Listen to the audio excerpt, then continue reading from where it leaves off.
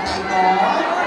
Upo lamang po tayo muna at gagawin po natin ng isang maayos na pagbibigay po ng tulong handog po sa atin ang pamahalaang lungsod ng Maynila sa pangunguna po ni Yorme Isko Moreno Domagoso at Vice Mayor Richie Atienza. Gayon din po ng ating po mga konsehan mula po sa District 1 at gayon din po ng ating po Congressman Ernest Junicio.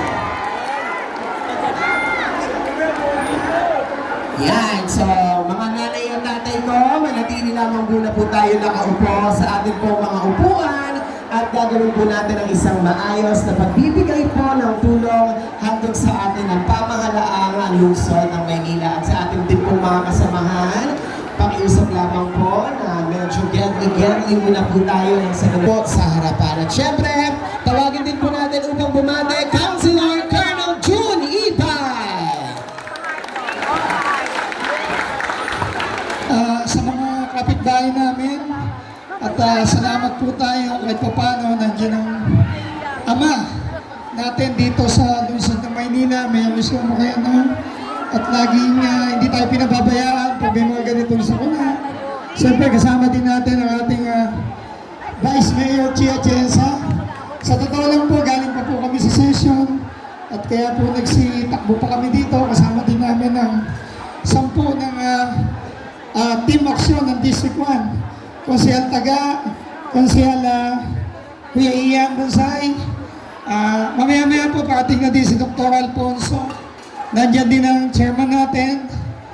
So, muli kami po dito sa pangunguna ng ama ng Maynila, Mayor Isko Moreno. Talagang hindi naman po talaga kayo pinababayaan. Nakita nyo, talagang action man siya. Nandun ka agad. Kaya po, tuloy lang po sana ang buhay. So, kami po dito ay nakikiramay mula sa pamunuan ng lungsod ng Maynila sa pangunguna ni Yorme Isko Moreno. God bless po.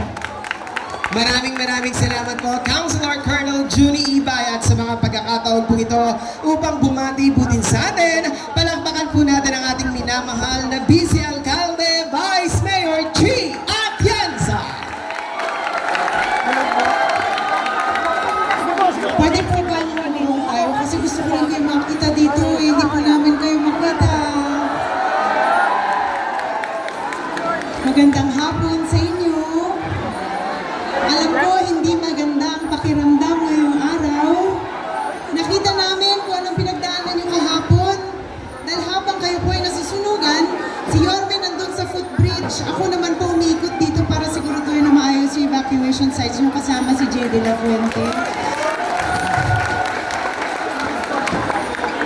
Hindi ko man masasabi na maging okay kayo dahil alam ko hindi kayo okay. Pero naniniwala po ako na hinahayaan ng Panginoon ang mga ganitong pagsubok para tingnan kung kahit na masakit, kung kayo ba ay magpapasalamat pa rin. Kaya kahit na gusto nyo umiyak at magalit, magpasalamat pa rin kayo na kahit pa paano, buhay kayo at nandito kayo ngayon.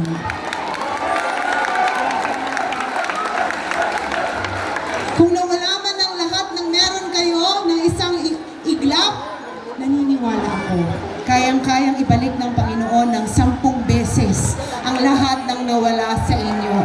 Kumapit lang kayo sa inyong pananampalataya.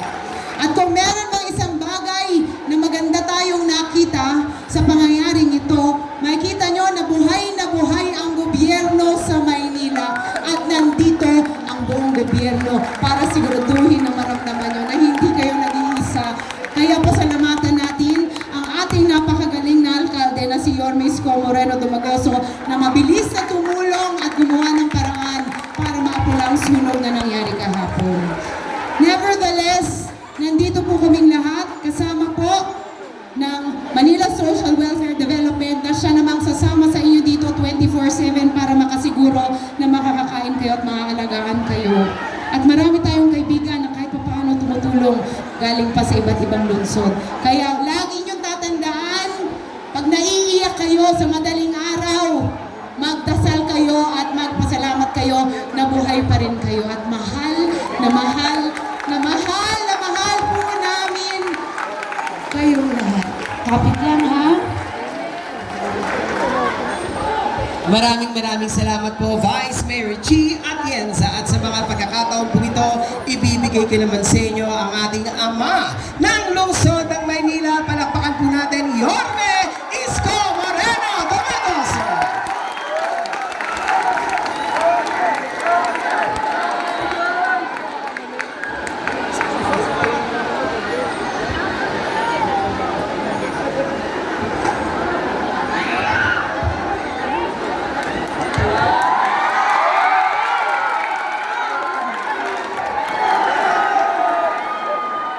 Magandang araw sa inyo. Para kayo hindi nasunugan kami ni Vice Mayor Chi Atienza at ang inyong mga kusihal na nandito. Nandito ang ating si Jesus Taga Pardo, Eric Ianyeva, si Kusihal Irma Alfonso, Junior Ibay, si Joaquin, at ang ating mahal na Congressman Ernix Dionisio. At sino ba binata rito? Sino binata? May binata. Ay, isa lang. Wala, may asawa na to eh. Si Chi. Ang ating Vice Mayor Chi Atienza. Una, salamat sa Diyos, buo pa ang pamilya. Yung mga naipundar nyo, naubos. Kaya sana maging takdang aral, lalo na sa mga lalaki na nandito. Nagtatanso kayo, kaya natanso tayo lahat. Dahil lang sa kapabayaan, panlalamang, mari ng isang tao, libo-libong pamilya ang naapektuhan. Nasusunog na kayo, ninanakawan pa kayo ng kapitbahay nyo. Gusto nyo kulatahin ko? Ha? Gusto nyo masahihin ko? Susunog na, ninanakaw pa yung wari nyo. E paano kayo makakabalik kagad kung titirahin natin yung mga tanso na yun? Pwede ba tayong babalik na walang kuryente? O, magkakakuryente ba pag walang wire? Eh, ba't yung tinitira? Oo. Tayo rin. Tayo rin ang nawalan. Tayo rin ang ninakawan natin ang ating mga sarili. Ganon ang mangyayari. Pero huwag kayong mag-alala. Nahoyo na yung dalawa. Kaya yung mga nasa video, tago na kayo.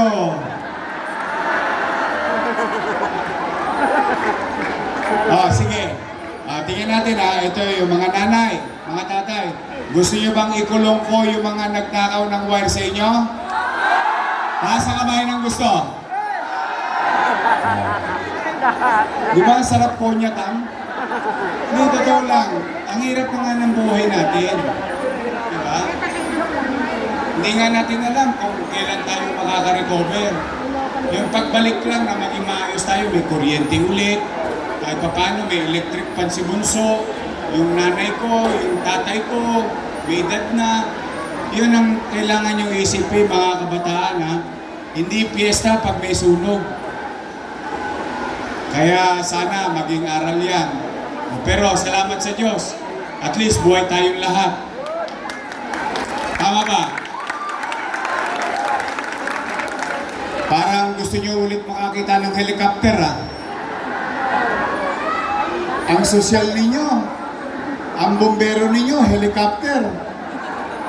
Pero kundi dahil sa Department of Defense, sa Armed Forces of the Philippines, sa Office of Civil Defense, at sa Air Force, malamang naubos tayo lahat dun. Tama ba? Mas mabilis na patay, hindi na lumaki. Hindi na natin nadama yung iba nating kapitbahay. Palakpakan natin sila.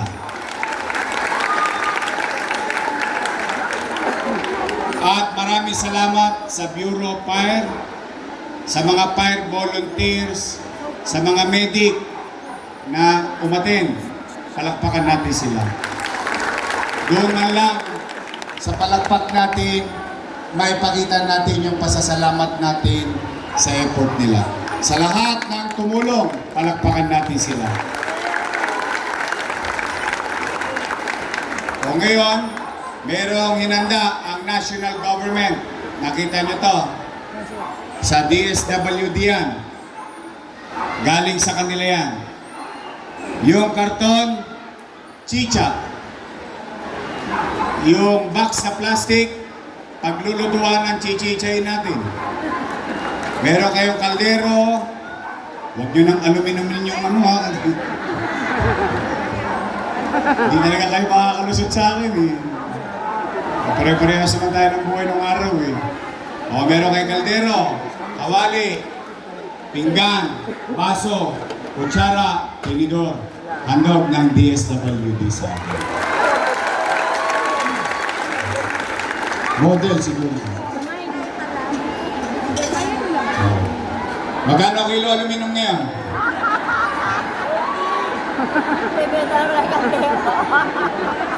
Mahal kasi kilo ng tanso eh. Hindi, yan talaga. Oh, masaya ba kayo sa aming mga social worker? Kasi ba? Nakakain kayo kagad? Oo naman yan. Palakpakan natin yung Director ating mga Jay. social worker. Mga daycare teacher natin. Ayan, mga puyat yan. Ayun, may mga asim pa at mga teacher. Oh, ayun. Hello? At sa ating principal, pasamantala natin nagagamit ng eskwela.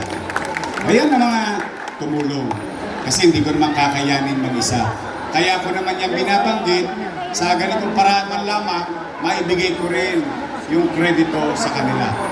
Yan ang mga kasama natin. So ngayon naman, nandito kami, ang inyong pamalang lungsod. Medyo masakit pa yung baga ko. Sama pala ng usok ngayon. Nasingot ko lahat kapon. Para matutujo sa... Masakit sa baga. Pero hindi yun. Kaya ako nagpunta kasi ayaw ko nang lumaki pa. Kaya we put things in order.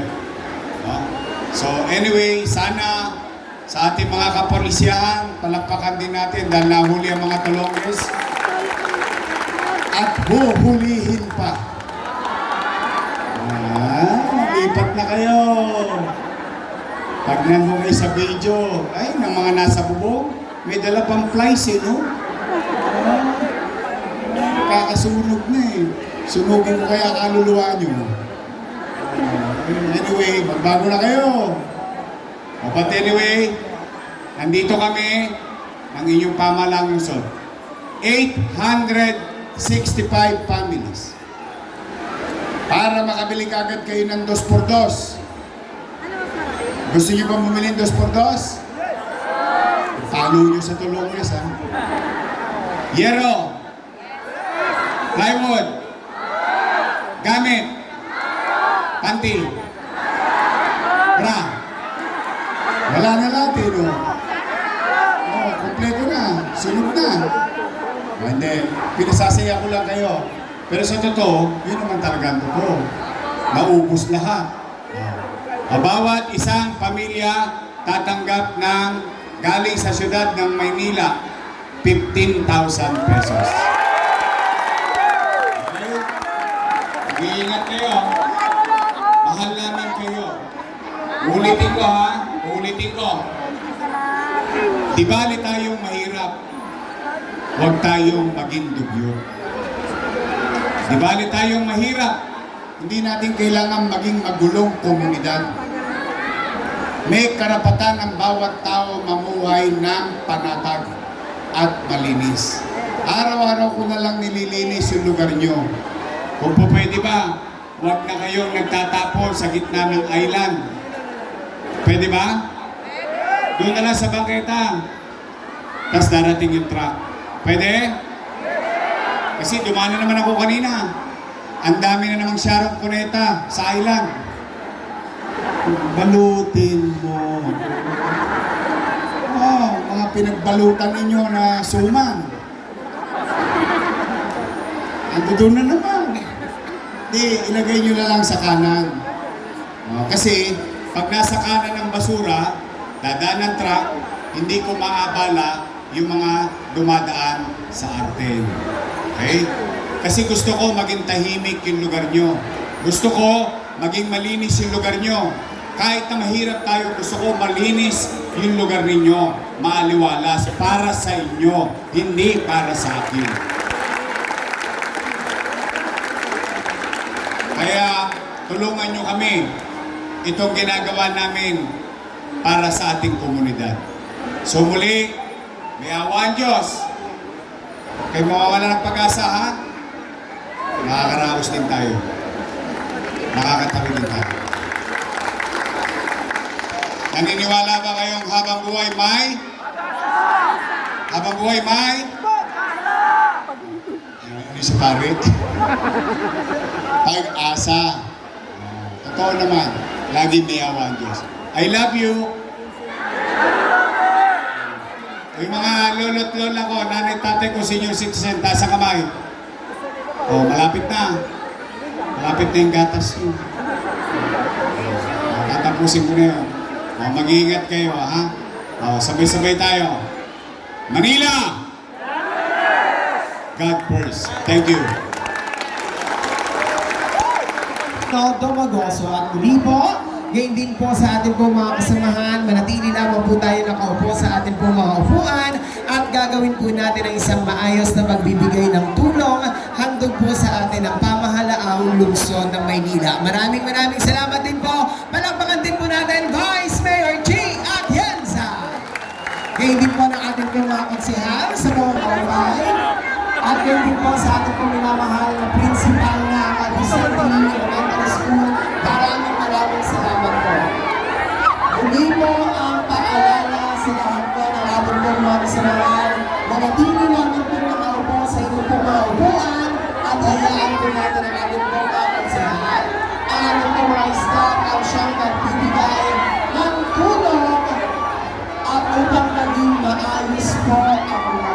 Manatili lamang po tayo nakaupo at pag-ready na po ang inyong pong mga staff na meron po lungsod ng Maynila ang inyong pong mga tulong at ang meron po inyong mga pangalang nakihandaan po.